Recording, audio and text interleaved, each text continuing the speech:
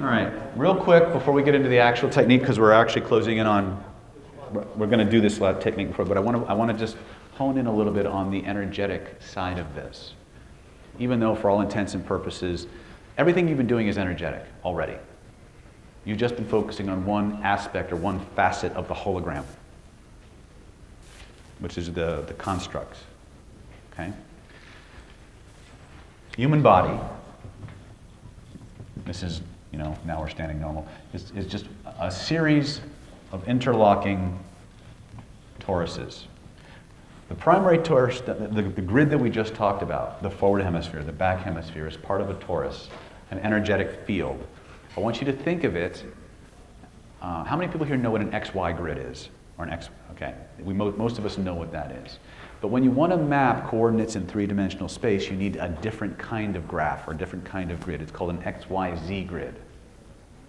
So what you want to do when you think about this is you want to impose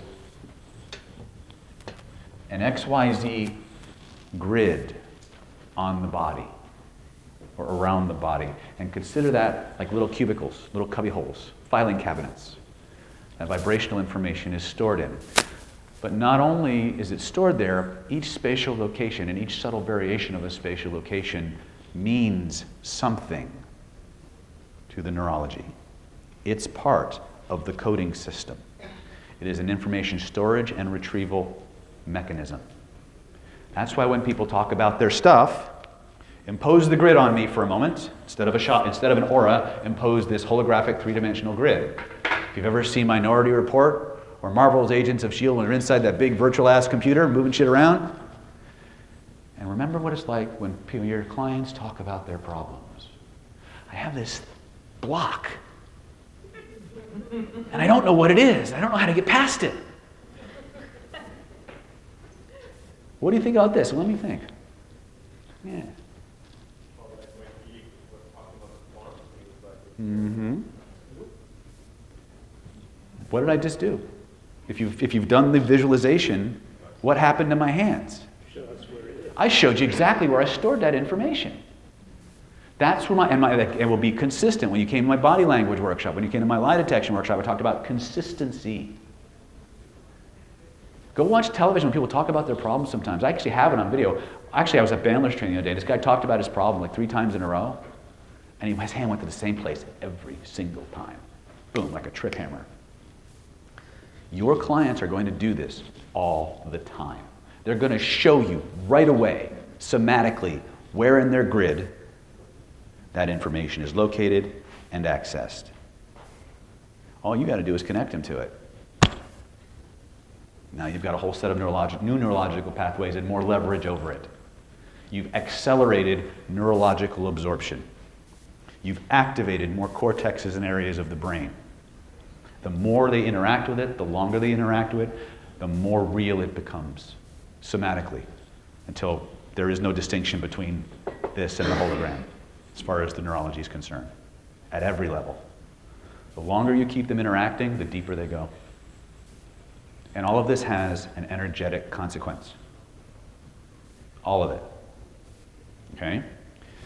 Now, within this torus are smaller or subtler versions, subtler vibratory fields. The most primary of which that we're going to deal with right now and understand how it relates is the human heart. Now, you hear me reference all the time HeartMath.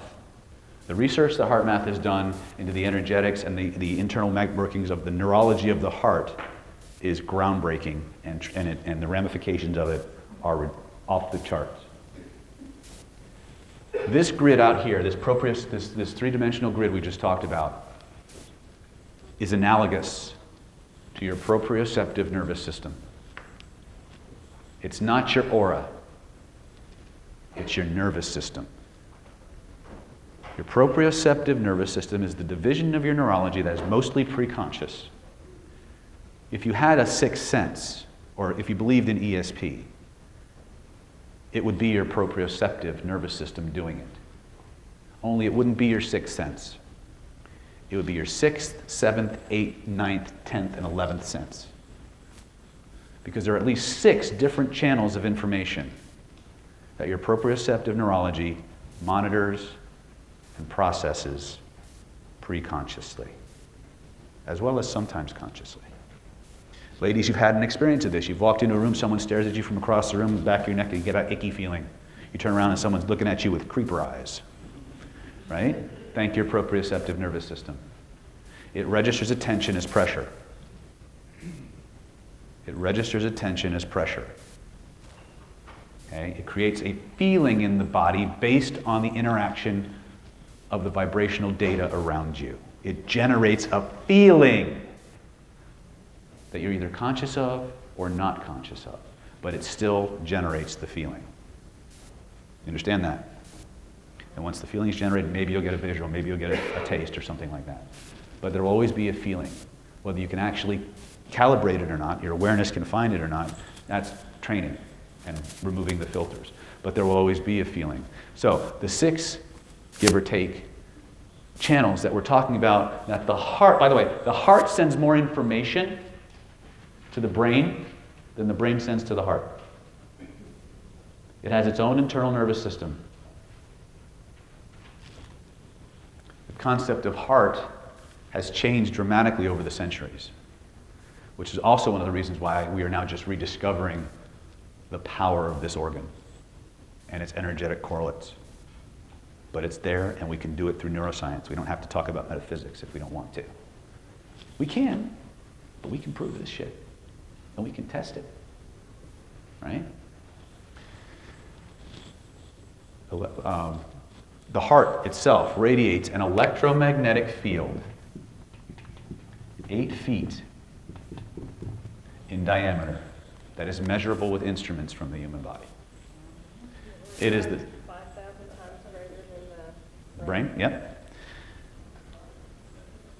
It is the single largest rhythmic source in your body. You guys have all seen my metronome video, right? If you haven't, we'll show it to you tomorrow or the day after. 41 distinct metronomes sitting on a table, all moving at different speeds. Within 4 minutes, they all synchronize. The law of physics says so. It's called entrainment. Every rhythmic source seeks to entrain with other rhythmic sources. Dominant vibrations control subordinate vibrations. There are 51 metronomes in this room right now, each radiating an electromagnetic field 8 feet in diameter. That's why when I put myself in trance, you go too. Because somebody's got to lead that show. And in most cases, it better be you. That's right. But each and every one of you, each and every level of your neurology is seeking to connect with every other level of your neurology and, by extension, every other neurology in the room. Neuroplasticity and physics are working all the time. And once you become aware of it, once you can tap into that level, the ability to just walk through the world trancing out anyone you want, putting them in any kind of trance you want, anytime you want, it's like flipping a switch. But you have to train. Now, you're already hardwired for it. You've been doing it all your life, you just didn't know it. People have been doing it to you all your life. You just didn't know it. This is how it works. Strongest single rhythmic source of your body's strongest electromagnetic field sends more information to the brain than the brain sends to the heart. But then there's 5 other channels to your proprioceptive nervous system. By the way, your unconscious mind, your proprioception, perceives electromagnetic phenomena as solid objects. Pardon? Your proprioceptive nervous system, which is a division of your unconscious mind, perceives electromagnetic phenomena as solid objects. Yes? What does the prefix you're saying? EMF? Or proprioceptive. Proprioceptive. You want me to spell it? Good luck. Proprioceptive. Most of your proprioception is preconscious. The short definition of proprioception is time and space. It monitors the spatial relationships in and outside of your body. When you get pulled over for drinking too much here in Vegas, they have you stand on one foot and touch your nose with your eyes closed. They're measuring the awareness and your stability of your proprioceptive nervous system. When you reach into your pocket and you find something unusual in there that you didn't expect, and you start to feel it, and you say, oh, I know what that is. The part of you that tells you what that is your proprioceptive nervous system. The proprioceptive nervous system also measures nociception, mechanoreception, kinesthesia, and interoception. In English. Mechanoreception, what my body's doing, how my body's moving. Okay? Nociception, internal sensations. Interoception, the movements within my body. Nociception is actually pain, technically. Okay? So it monitors pain in and around the body. Right? Kinesthesia is movement in space in relation to other objects. Kinesthesia. Okay. I'm not actually 100% sure about the kinesthesia part, but everything else I know is solid. And that's good enough. Electromagnetic fields, nociception, mechanoreception, interoception, and kinesthesia. Right? 5 plus or minus 1 channels of information that is flooding your neurology and being processed by your other than conscious mind minutes, many times, before it ever reaches conscious awareness, if it reaches consciousness at all. It's monitoring what's going on in your grid all the time. We need to access it. We need to create an interface that allows us to contact and interact with all those different levels. The grid process I'm giving you is that interface. Once you understand, active over. Proximity equals volume. Size equals intensity and volume. Now you can modulate it like a rheostat. How do you track it? The feelings in your body. You can move things to different locations. Notice how the experience of them changes and decide consciously where you want it to be. You have a choice. Yes? When you extract the learnings, you have to be aware of it consciously. Yes. This is one of those times where it's not unconscious anymore. It's not just unconscious, which is the cool part. Because now you're engaging your critical faculty within an unconscious construct, which is what we're supposed to be doing. That was the plan. To create these constructs so that we could go in, explore our internal environment at a metaphorical holographic level, and tell the neurology what to do with it. We do this all the time anyway, by the way. You guys have a cell phone?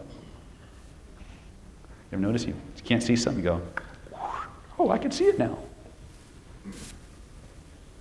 Who had it first? You did. Reached out and touched the picture, made it bigger. Oh! Your technology mirrors your psychology. That's why we call it intuitive.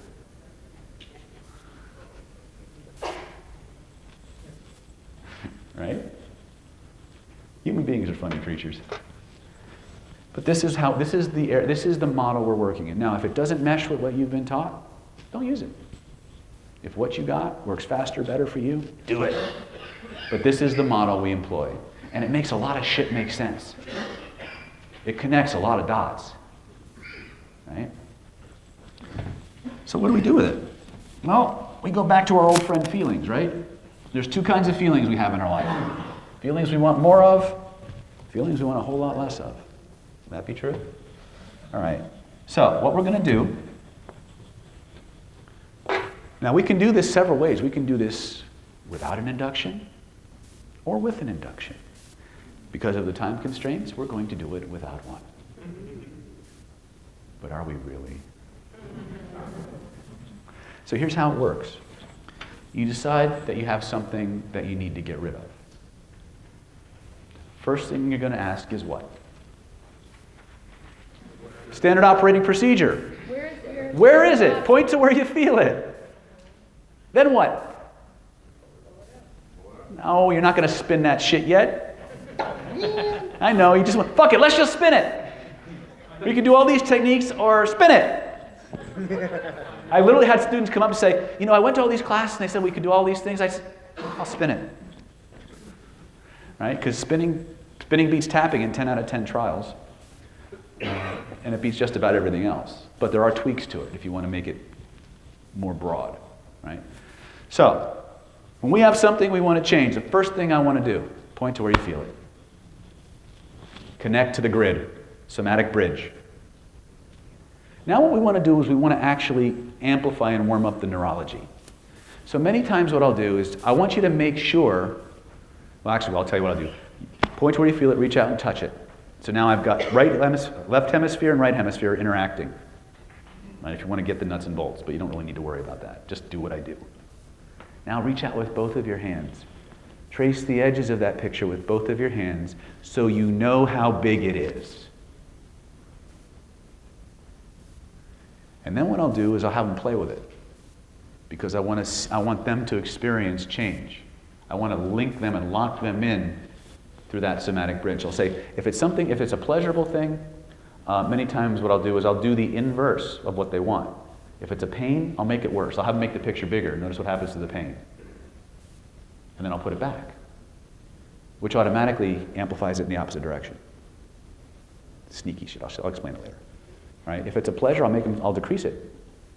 Because now they want it back. I don't get resistance for that shit. Right? And I'll have them move it around and notice how things change. And each and every time they move it around, the neurology gets more plastic. It warms up. It gets better. It gets better at it, like a muscle. The more we use it, the more it limbers up, the more it strengthens, right? The reason we have trouble with this sometimes is because we're not using this. We're not doing it every single day. You want to see somebody who's taken this process to the nth degree and is fucking scary? Richard Bandler.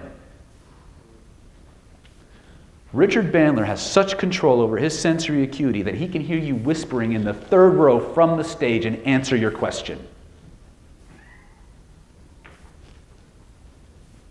He did it to me. And to several other people who I found out later. But he spent so much time in the world of his submodalities and working with his neurology that he has ridiculous control over the attributes of his nervous system. You haven't tapped into a tenth of the power latent inside of you because nobody gave you the pathway. They didn't give you the mechanism to do it. They gave you fragments and said it was the whole system. Yes? That is so awesome. And how do you do that? Is it just practice? It's practice. Yeah. Okay. It's all trance work. Yes, sir? Can that cause hallucination? Can it cause hallucinations? Yeah, you're using a lot of submodalities. Sometimes things that may not be there. Well, in the normally organized person, highly unlikely. In people whose filters are a little bit more flimsy, yes. We have special places in meds for people who have that problem, right? But yes, you can remove those filters. I wouldn't. Yes? So in the case of let's say they want to work on a bad experience. Uh-huh. You ask the question, okay, so where do you see the bad experience? They're like, oh, it's over here. Okay, and where do you feel the feeling? Oh, it's over here. This I get treating somatic break, right? Mm-hmm. But if it's pain related, Mm-hmm. right, and you ask where do I feel it? I guess in my head, I'd be like, well, I feel it here. Okay, where does it live? Well, here. Yeah, then you change the question. Okay, too. You change, if it's a chronic pain, you say, look, that's the pain, and I get that. That's the symptom. There's a reason that symptom is there, and there's a feeling connected to that reason. Point to where that reason, the feeling connected to that reason lives in your body. And over half the time, it'll be someplace completely different. You spin the reason, the pain goes away. Or it drops so significantly that the next intervention wipes it out completely. Okay, yes? Does that also work for disease, Yes. such as cancer? Yep. I just had another one. I love people who come in right before their surgery. They wait until the barn's on fire to start digging the well, right? And I just had another one. In fact, that's why Zach had to leave, a friend of hers. She came in, her surgery is on the 30th. They were going to go in, they were going to cut it out. She did her session, and she had also been suffering from migraines. One session, that's it. And since the session, she hasn't had a single migraine. And when she went in for the final test before the operation, you know when they test you and they don't find what they expect to find and they have to check and recheck and keep rechecking? Yeah, that's where she is now. Because they're wondering now if they were wrong. I'm not the only one to have that experience. Say, Chris. Right? You had that experience? Yeah? Using these techniques? This is what I'm saying, guys. This is different. A lot of it looks similar to what you've been taught. Not quite. There's something else going on. And I don't know all the answers. I'm still exploring. But thank God I have you. and a very busy clinic with clients with all forms of problem, from the purely subjective, well, they're all purely subjective almost. Okay, but I mean from purely emotional to physiological and terminal. And I use all of the same techniques. At the level that we're interacting with the system, the neurology doesn't care. It's all data. The human nervous system is the world's most powerful holonomic information processing system ever, short of the universe itself. It is a microcosm of everything. Well, if it creates it, it can uncreate. That's right. But that's getting a little too metaphysical for us. Let's get practical, practical. I wanna get practical.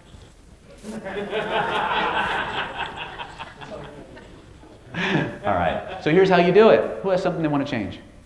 Scale of 0 to 10, let's do something about a 3 or 5 so I don't have to do multiple processes. No, not you, Mr. Drama Queen. Come on up, bitch. All right. I'll bring other people up, it's okay. I usually wind up looking like a faith healer when I do this. All right, so scale of 0 to 10, rate what you want to change. Yeah, 5, 6. 5, 6? Okay, okay. So let me ask you a question. Is it okay to get rid of this? Yeah. Any reason why you might want to keep it? No. Okay, so all I want you to do now is, you want to do this with your eyes open or closed? Close. Close your eyes for me. Pretend to go into the deepest trance ever. There you go. And he's a twitcher, by the way, so don't be surprised. I want you to notice when you think of that thing you want to change, there's the feeling that you want to change, and then there's the reason that feeling is there. And there's a feeling connected to that reason. I want you to point to where in your body the reason for that feeling lives and point to it for me. Excellent. Now take your other hand. Imagine that floating in the space around you is a picture that represents that feeling. Good. Trace the edges of it with both of your hands so you know how big it is. Beautiful. Now grab the edges of it. And just to make sure we got the right one, let's make it bigger and tell me what happens to the feeling. Stronger or weaker? Didn't shift. Didn't shift? Pull it closer to your body. Tell me what happens. What happened now? Changed a bit. Changed a bit. Okay, put it back. Perfect. Now, what I want you to do is I want you to take that picture and I want you to slam it into your body 3 or 4 times and tell me what happens. Pull it back out. What do you notice? Yeah, that changed a bit more. Yeah, I thought it might. Now what I want you to do is I want you to put a big black frame around it. Excellent. Now you're probably too young to remember when televisions had dials and knobs and switches.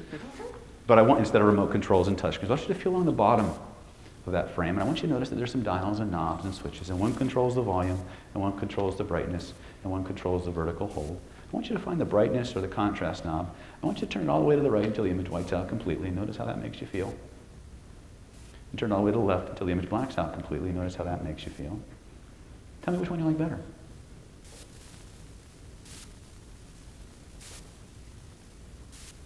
Yeah, that one. That's right. Turn it all the way there. Now, using the index finger of your dominant hand like a stylus on a tablet, I want you to write across that whited out or blacked out screen everything this experience had to teach you so you can keep the lessons and let the rest go. And just keep writing. The screen will scroll so you can write as much or as little as you want. Now, you may notice, as you write this out over and over again, that feelings and emotions come up. Your body may have interesting sensations. That's just a sign of the neurology resetting itself. Some people, you don't even need to know what you're writing. Some people write with both hands simultaneously. Some people write from the left to right and right to left. It looks like writing Chinese and Hebrew at the same time. Doesn't matter. Some people make curlicues and squiggles. It doesn't matter. If it comes up, just put it on that screen and just keep expressing. That's right. Keep going. Just keep going until you know it's done. Got it? Not sure. Hang on.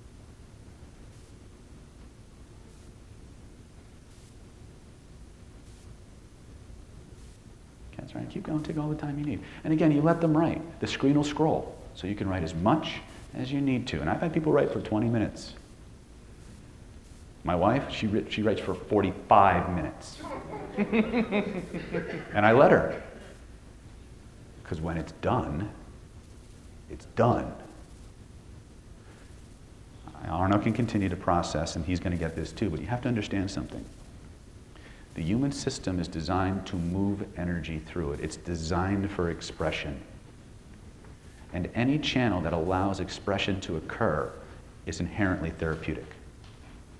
Even if what comes out on the conscious level seems like gobbledygook and nonsense. Understand? Now, many times you'll see them when they go through these processes, they'll start to cry and they'll start to twitch, and it doesn't matter. Just keep going. Now, I'm not saying he's going to do that, but that's all right. That happens too. Clearing the throat, coughing, yawning. Trust me, you're going to get all kinds of weird bodily functions happening. Right? Just keep going, Arno. You're doing great. Yeah.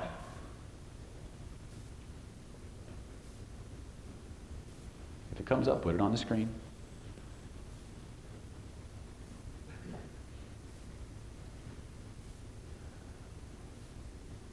You can do that too.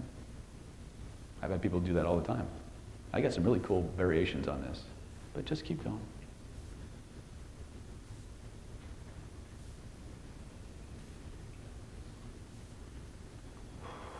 That's it. This is where patience and just staying with the process comes in, right? This is why I charge by the hour.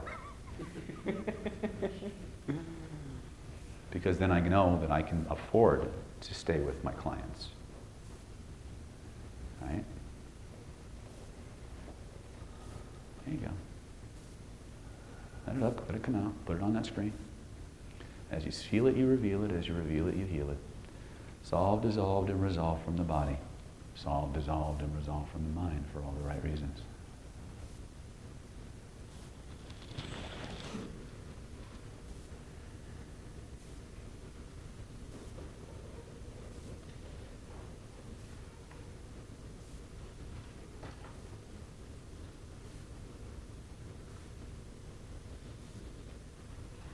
Yeah.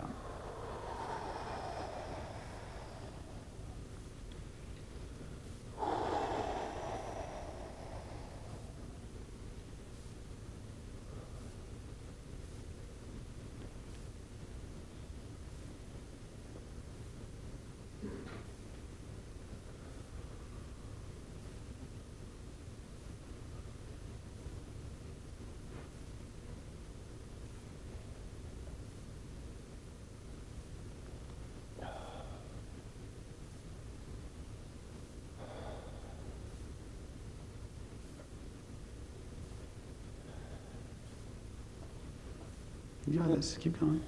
Yeah, I'm getting nervous.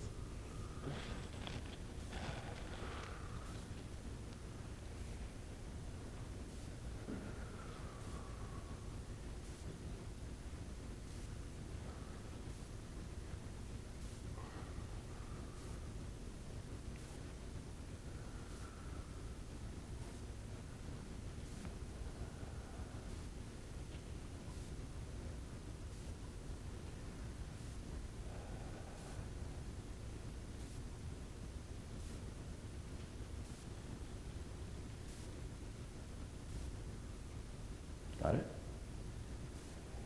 It's good next. Excellent. Reach up, grab that frame, shrink it down to the size of a postage stamp.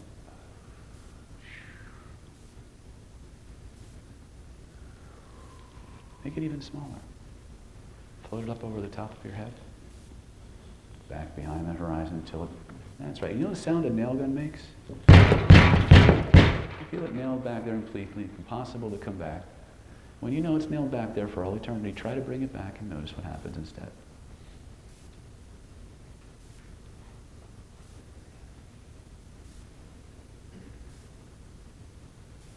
What do you notice?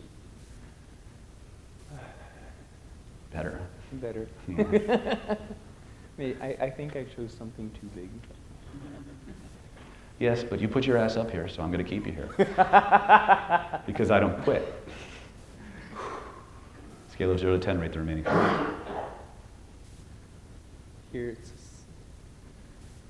it shifted. It's And like so it moved to a 6, different, 7, yeah, you'll see that a lot. What happens, remember those container units we talked about?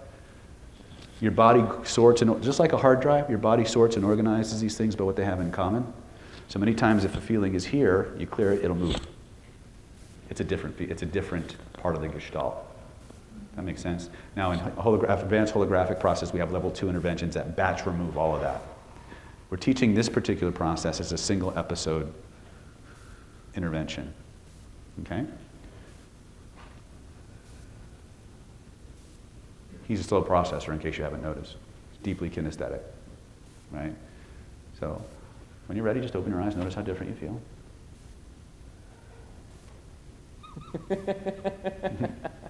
What are you laughing about, bitch? Give him a big round of applause. Muhammad, you had something? Well, I don't know if it's a 3 or a 5. I suffer from gout.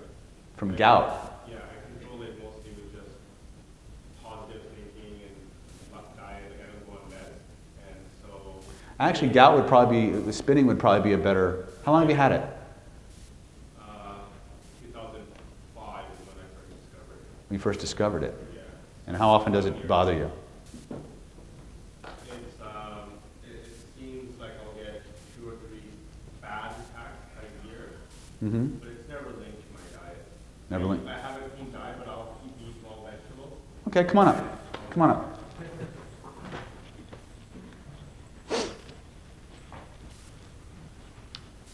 Okay. So since 2005 you had this? Correct. Okay, close your eyes for me. Take a deep breath in. Let that breath out with a sigh. Deeper and deeper with every breath you take and every beat of your heart. I just want you to pretend to go into the deepest trance humanly possible. Your feet will remain strong beneath you as you relax and let go, letting those wonderful feelings come flooding back. And there's a feeling you have, Muhammad, a feeling you don't like, a feeling that has everything to do with why you're here today. Now there's 2 levels to that feeling. There's the actual symptoms of the feeling that we call pain, and then there's the reason that that feeling is there.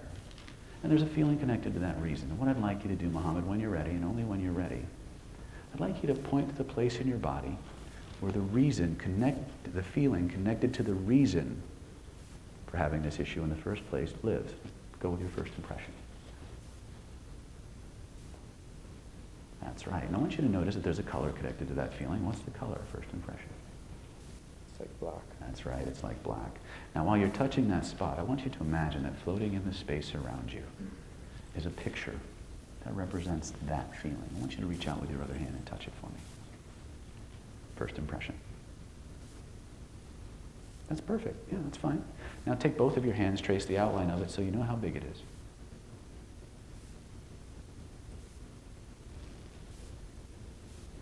You can use both hands. It's like, Yeah, it's fucking big, isn't it? So first thing I want you to do is I want you to grab that sucker with both of your hands. Push it a little further away from you. Notice what happens to the feeling. What do you notice? It's kind of hard to find. Kind of hard to find as you push it further away? Excellent. Bring it closer to your body. Tell me what happens.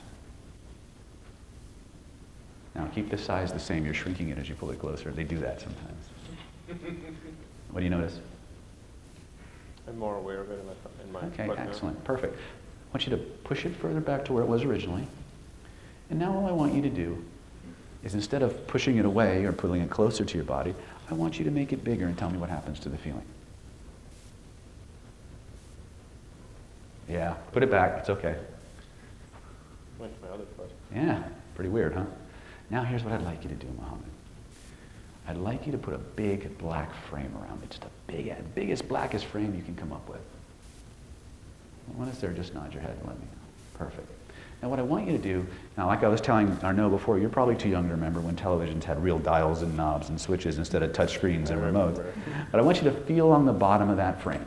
And I want you to notice that there's some dials and knobs and switches, and one controls the brightness, and one controls the volume, and one controls the contrast, one controls the vertical hold. I want you to play with either the contrast knob or the brightness knob. I want you to turn it all the way to the right until the image whites out completely, and notice how that makes you feel. Then turn it all the way to the left until the image blacks out completely, and notice how that makes you feel. And tell me which one you like better.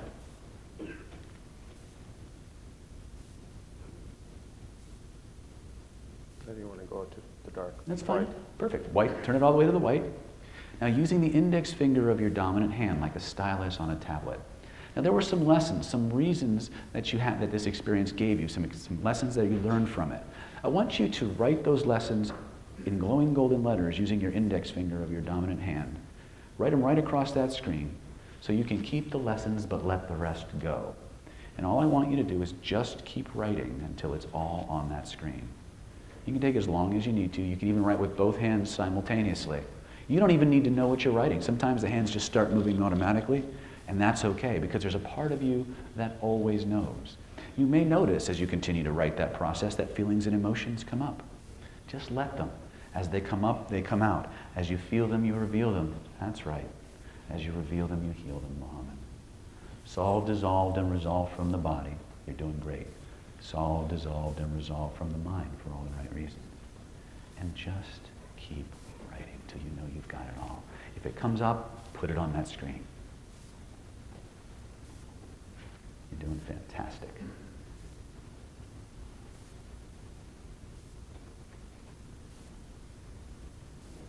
That's it. Just keep going. I'm right here, brother.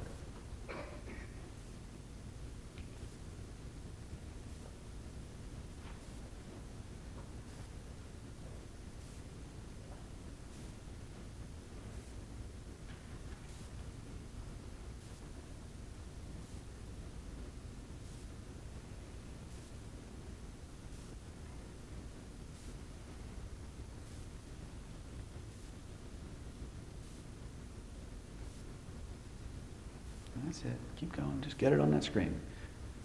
If it comes up, your unconscious mind wants it in that screen. As you feel it, you reveal it. As you reveal it, you heal it.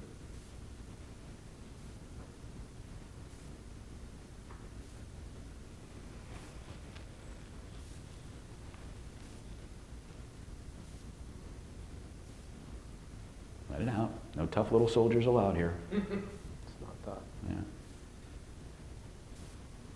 Take your time.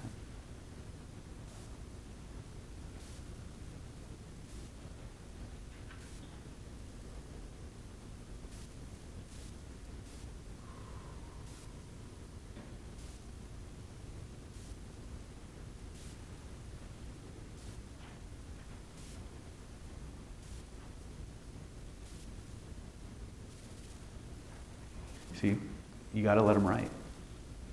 Some people who are deeply kinesthetic processors, they're going to write novels. And that's okay. Because that's what they need. This is how it works. Okay? That's it. Keep writing. You can both of them.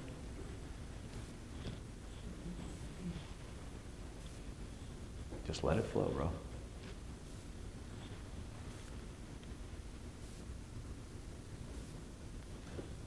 That's it. You got it. Let it out.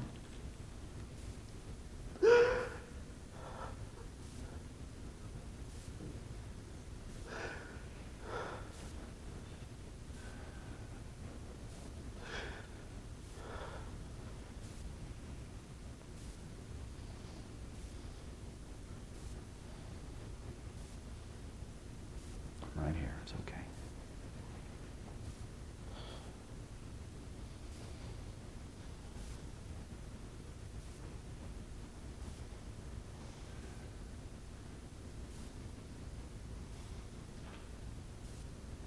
Do what you got to do.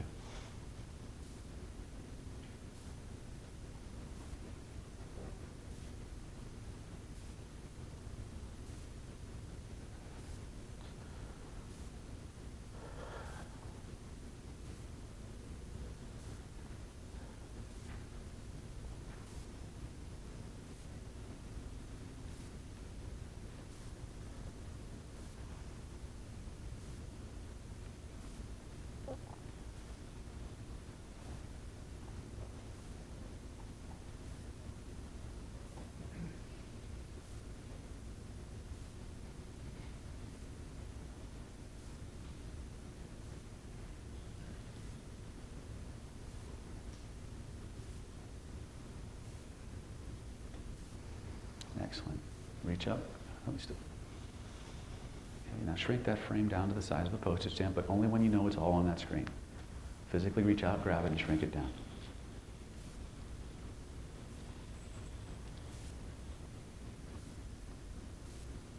Take your time, but be thorough.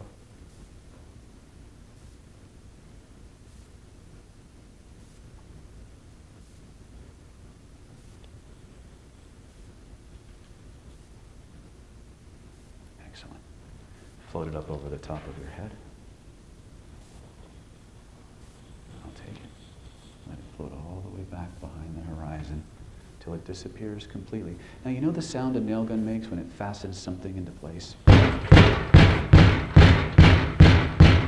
Feel it fasten back there for all eternity, impossible to come back. Keep the hammer going until you know it's back there, impossible to return. And when you know you've got it, Muhammad, try to bring it back and notice what happens instead.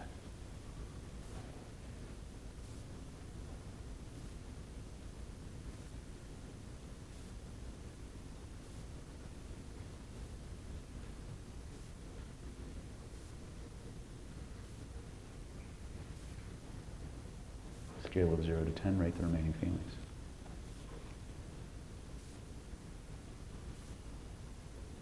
It's like every time I move my foot, Mm-hmm. it's like less and less. It's still fading away? It just fades away. Yep. It doesn't fade away just quick. Yeah. Just let it process. You're still processing, okay? The neurology is always playing catch up. So you've got to let the process complete. You can't rush anything. You see how he was writing?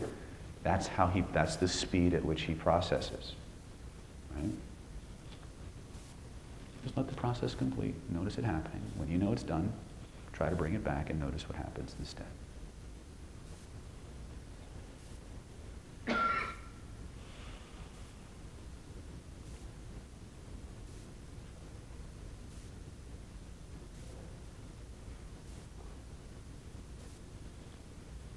When you know it's done, allow your eyes to open. Notice how different you feel.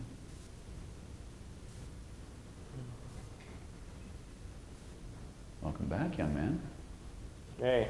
How you feel? Good. Good job. Well done.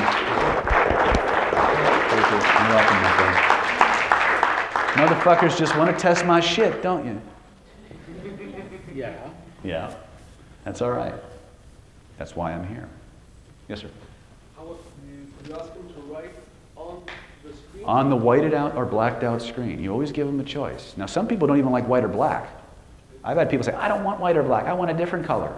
Okay. Is the screen which has the feeling? The feeling, the scene, if you want to think about it, is like the movie of the event, right? Of the event that caused the problem, whatever it may be. The best part is I don't have to know anything about what he was doing. It was his privacy and his self-esteem are all completely protected by this. The process is very simple. Point to where you feel it. Touch the picture. If you need to, play with the location and the size to warm up the neurology to make it more pliable. You don't need to do that. I just did it to give you guys an idea of how this actually works. Okay? So point towards the feeling. Point to where you feel it in the body, find the image, somatically bridge it, trace the outline of it with both of your hands so you know how big it is. What are the two big volume controls to the neurology? Size and proximity. You'll notice anything that bothers people is never fucking small.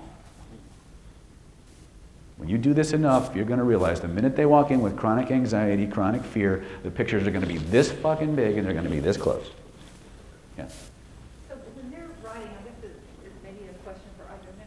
Is that a conscious, knowledgeable, I know what I'm writing? Yes and no. What's going on there is the critical faculty and the unconscious are interfacing because you made a request. But what happens in that process, the secret to this is understanding the dynamics of an unconscious response.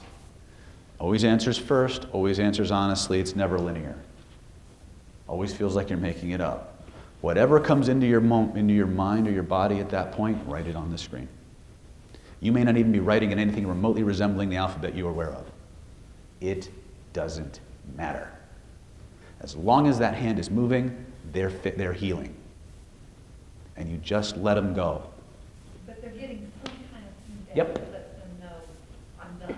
Yep, they'll know when they're done. They'll know when they're done. All right, Siri? It's a process. Yeah. Yes, sir. When you touch his body, you ask him about what color it is, but you didn't use it later on. Nope. I wanted to make sure he was absorbed in the process. So I transitioned into a different cortical response. That's the somatic search engine process. If you ask for the information, the neurology will provide it. The more information you ask for, the more absorption you create. I have a confusion as to if you write, if you take the image, then you spread it out. No. Okay. Let's look at the actual process, and then I'll show you the things I did in addition. Keep your shit simple. Okay? It always starts with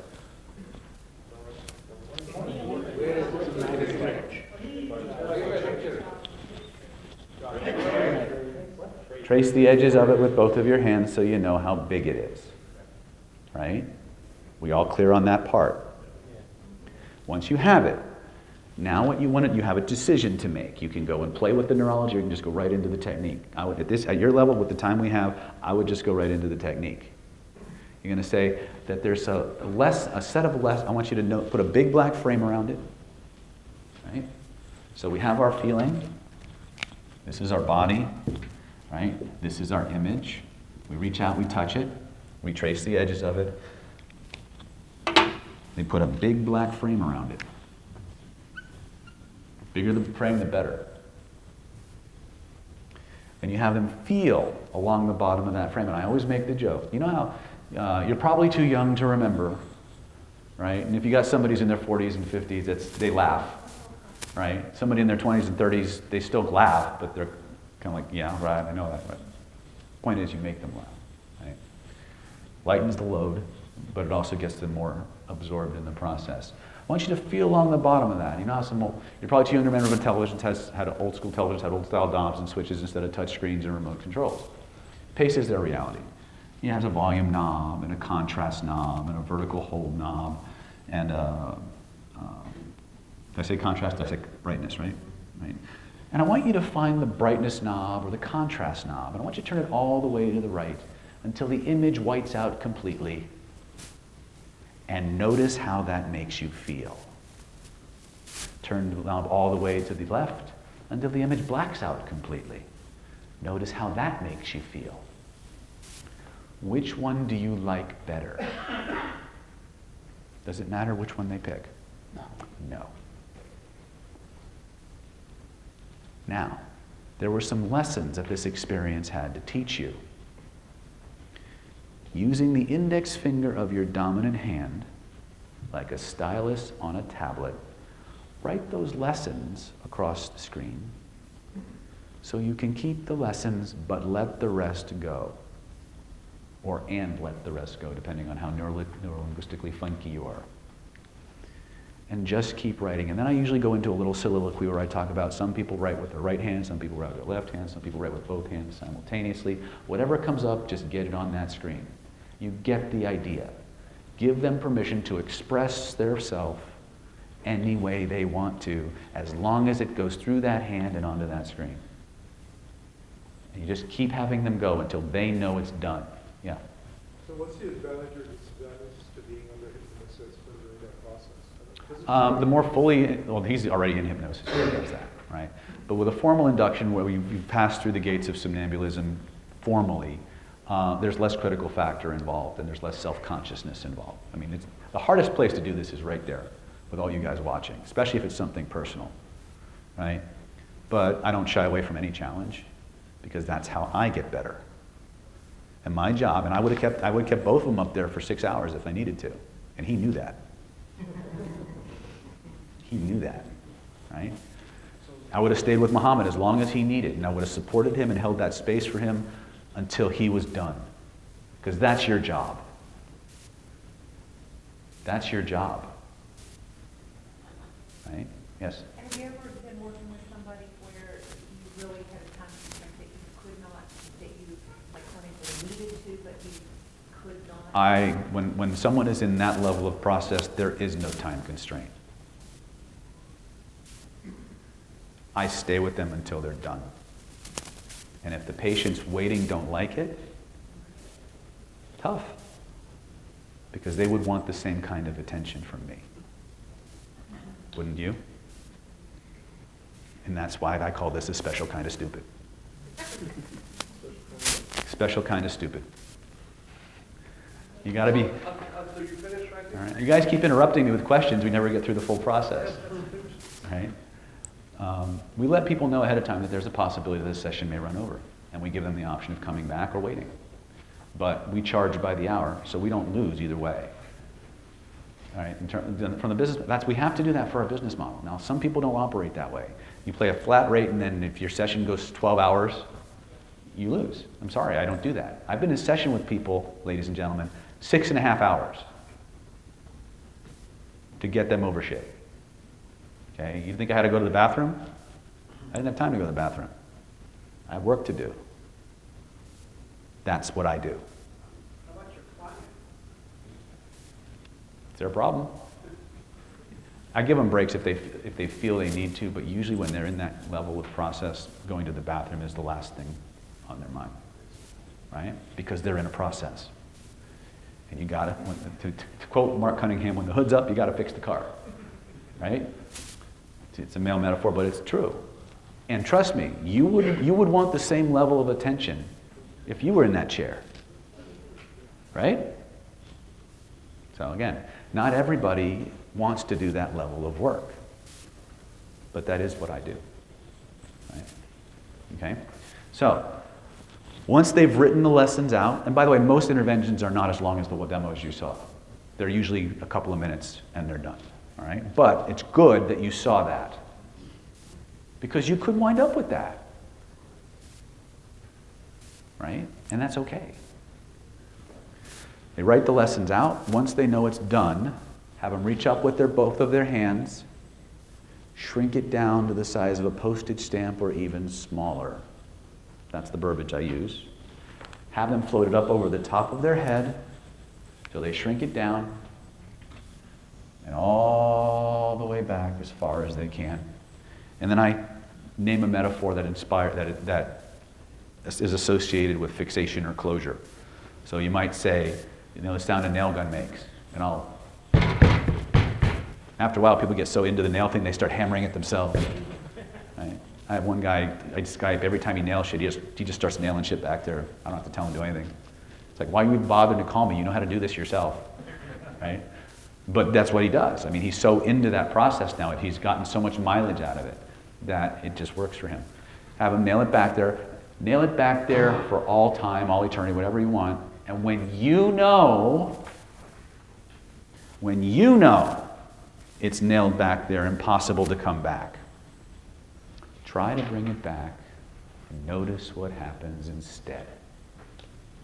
And if they followed the instructions and they're not lying to you, they can't bring it back. Right? And you'll get one of three reactions many times, especially when spinning. They'll try to bring it back, and the new feeling, if you've installed one, will get better. They'll try to bring it back, and they can't. Or you'll tell them to bring it back, they'll look at you, get pissed off, and say, I don't want it back. Either one is acceptable, right? But that lets you know it's done. Now that's an episodic magic frame intervention. Later on, as we were integrating more and more of the holographic technologies, we found a lot more cool ways to use magic frame. Really cool stuff, right? We get to it this training, great. If not, we'll definitely be covering it in real world in September. But the process is very simple.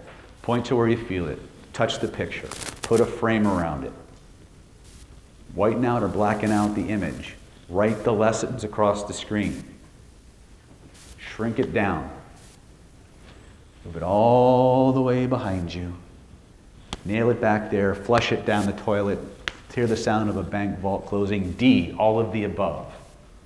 Whatever you want to do, right? And when you know it's nailed back there, you know it's impossible to come back, try to bring it back and notice what happens instead. If you learn nothing from me this weekend, learn that. Yes. One more question, only just because I've watched your YouTube Mhm. videos. So you don't have to follow through on doing the ball work energy, pulling it out? No, because we're doing the identity by design silo, Okay. which is a different connection of these processes. If I were doing a meetup and I were doing like a pain control intervention or something that is very episodic, like in a demo, I could have done it with him, but I tried to keep the demo pure. I could have done it with him too, but he would have been twitching like a cod on a hook. So, right? Do what? I didn't catch what. Spin it. Oh, Yeah. Usually what you do is if you ever have any doubt that there's a lesson connected. This is again the few times when the spin doesn't work completely, or you reach an impasse. It's because there's a lesson involved. There's a rule or a safety issue that the neurology believes if it lets all of it go, it might happen again. You need to preserve that rule, right? Now, Magic Frame isn't the best intervention for everything, but it can be used for an awful lot of stuff.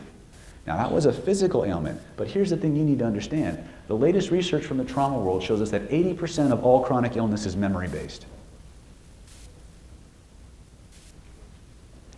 80% of all chronic illness is memory-based, not physiologically based. Okay? Those are not my statistics. I got that from Brent Baum, actually, in his course on holographic memory resolution. If you take his course, he's got a whole list of citations and stuff in there. I didn't bring the binder with me. I should bring it next time. We'll cover it for certain in September, if people want to do that. Huh? No, Brent is in Arizona.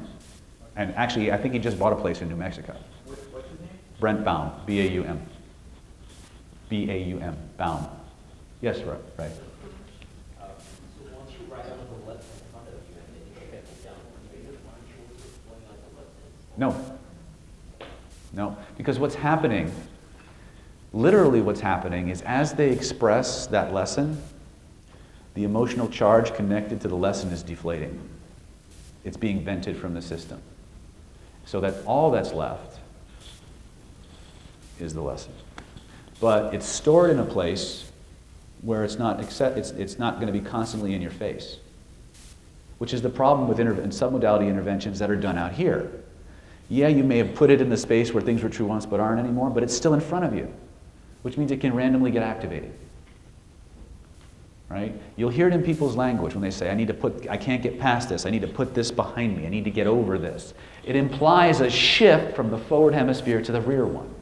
However it gets there, it doesn't matter. It implies that that hemisphere is where it needs to go. It needs to be done. Does that make sense? If the file's in front, it can be opened again real easy. But when it's back there, you can go back and look for it if you want to, but you never think about it again because it's done. Lesson learned. Right? You don't need the constant reminder, the warning light on the dashboard, which is basically what it is. Right? To use another car metaphor. Huh? That's it. Remember, anything out here is using up resources. Just because you're not conscious of it doesn't mean you ain't using it. A lot of noise out here. If we get through the identity by design process, and it's a lot, right? It's pretty powerful already, right? I will show you all the modifications where you can take that one process, turn it into a whole control panel. You can just reorient, reorganize your entire desktop, and your entire personality can change from that, right? But remember, there's an energetic vibrational correlation to this. We got to connect the body, we have to connect the proprioceptive grid. We have to create new neurological connections that allow more influence and absorption in the construct. But it's simple. Point to where you feel it. Yeah? I'm just curious, instead of like a negative thing, can it be like for like procrastination or something, not a physical? Yeah, all the time. Okay. Procrastination is only fear. It's only fear. But the fear manifests procrastination comes in different forms, but it's still some form of fear. Right? So if you extract the lesson behind the procrastination, there's no longer any need for it. The problem that we have is we hold on to these feelings because it's the neurology's only way to remind us of shit. It's just memory. Yeah. What do you mean by a lesson? Is that a description of how you feel about it, or What the lesson was that we learned about why this happened, how this happened, should it ever happen again, what to do in the future to avoid it. All the lessons connected to an experience that we've extrapolated from it, either consciously or unconsciously. More often than not, we're unconscious of them, but we haven't verbalized them. And because we haven't verbalized them through our language, they haven't solidified. The act of writing solidifies and clarifies things. That's why writing your goals is so powerful, because in order to write a goal down, you actually have to put it through another set of filters. And those extra set of filters are what actually allow things to manifest. Okay? You have to externalize everything inside in some way if you want to manifest either the release of it or something more that you want.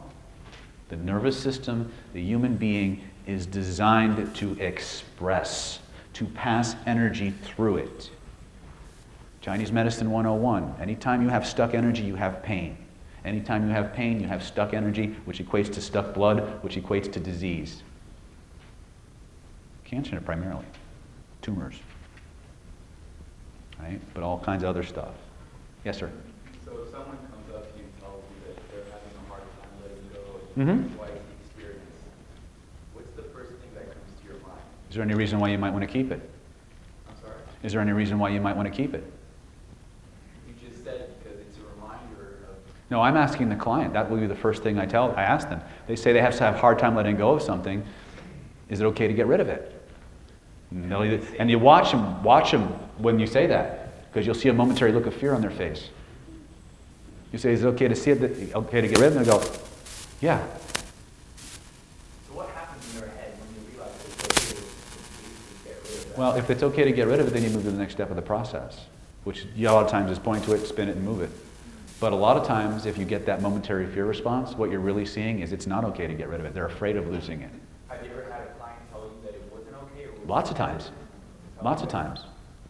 And then there's other processes that you use to get them to the point where they're okay to release it. When a client's not willing to let something go, it's a safety issue. Or, in many cases, there's an excessive emotional charge locked somewhere in the neurology that they can't get past to get to the information that would allow them to let it go. How do you do that? They don't know where it is. September 26th through the 30th, San Diego. Right? There's ways to do it. Okay, lots of ways to do it, and some are more cutting edge, and some are more time tested. Right? They've been around. But the bottom line is, you've got to get the neurology expressing. You've got to get the neurology expressing itself, either in trickles or in torrents. Because once energy starts flowing, and I'm going to use Muhammad again, he started off very tentative and very slow, and then all of a sudden, boom, the floodgates open. And you've got, yes? I also noticed that it's as if it had a mind or soul. Yes. Right? My left hand. Yep. Felt like it needed to take over. Yeah. Practice. Perfect. Now I'm thinking back and I know, like, actually I know someone right guys together. Yeah. Once the neurology realizes, hey, this is working, this helps. Your unconscious mind doesn't need your permission to do shit. Get used to that right off the bat. And that's why a lot of times, especially if you do this work on a regular basis, you'll get people walk into your clinic and they have a big sign over there that says Abreaction waiting to happen. Okay? They'll walk in, you'll say, hi, how you doing? They'll be like, and you're like, oh, here we go. You say, put your hands out, and you say, relax your eyelid, boom, they're crying. Why? A, because they're a pressure cooker waiting to happen. And the reason they say they're there is almost never the real reason. The unconscious mind's been driving the bus the whole time. And all of a sudden it recognizes that you're someone that can help them and says, oh yes, boom! Here, have some! And you will get taken by surprise. And you'll have to roll with it. Right? If you're called to that level of stupidity. God chose me for a reason, I guess. I'm just a fucking stupid idiot. Or karma's a bitch, I'm not sure which. Or Yes, sir, Mark. When you tell them to put it behind, Mhm. you get every experience fit or try to create the focus again? I'm sorry, what? You tell them to put it behind, Mhm. how the experience fit to right? Yes. When they're afraid of it, you deal with the fear first. If you see somebody who's afraid of, really, really afraid of a major issue, deal with all other issues first. Yeah, no, I meant with the points in the process where you say put that behind you. Mm-hmm. There's some scary monster behind you. Well, by the time it's ready to go back there, there's no scary monster. You've dealt with the scary monster out here. Right? You've slain the dragon, for lack of a better word. Taken his hoard, put it in your special place. Right? We're all pretty much hardwired this way. Are there exceptions to every rule? Of course. But if you spend your life looking for the exceptions, you'll miss the gold, which makes your life easy and gives you a roadmap to follow with all the clients. So here's what I'd like you to do. I'd like you to take out a piece of paper. And I know it's past our time, but they haven't come to kick us out yet. Which may be why they put us in room M in the first place. Because they know David likes to teach. And he likes to make people do stuff. Okay? I want you to, on a scale of 0 to 10, think of the thing that bothers you the most. Assign that a 10 on a 10 scale. Think of the emotional intensity that issue has. Cut it in half. That becomes your 5. Cut it in half again. That becomes your 2.5. And just keep halving it until you hit as close to a 0 as you can. And what I want you to do is I want you to go through all the things that you'd like to change that are in that category. Maybe it's fear. Maybe it's anger. Maybe it's sadness. They all should be within the same emotional category, ideally, but they don't have to be. And I want you to organize them by level of emotional intensity. So let's say we're afraid. We're going to deal with fears, right? Think of the thing that you're most afraid of, but you would like to do, right? Something you really, really want to do, but you're terrified of. Notice the emotional intensity, rate it, that becomes your 10 on a 10 scale, okay? Take that level, cut it in half. Find something in your memory banks or in your history that has that level of emotional intensity in terms of fear. And then just keep doing that till you hit as close to a 0 as you can, which is completely doesn't bother you at all. And then go through all the things that you're afraid of doing and organize them by level of emotional intensity. From 10 all the way down to 0. That's called bucket listing. Okay? When you start doing change work with each other or by yourself, this is how you begin the process of self-directed change. You never start with the big thing first. But that's the one that's going to call your attention the most. It's the one you're going to want to deal with the soonest. And it's the one you're least equipped to deal with right away. So you start with the small shit. Shoot, I'm trying to think of a really cool metaphor, but I can't come up with one at the moment.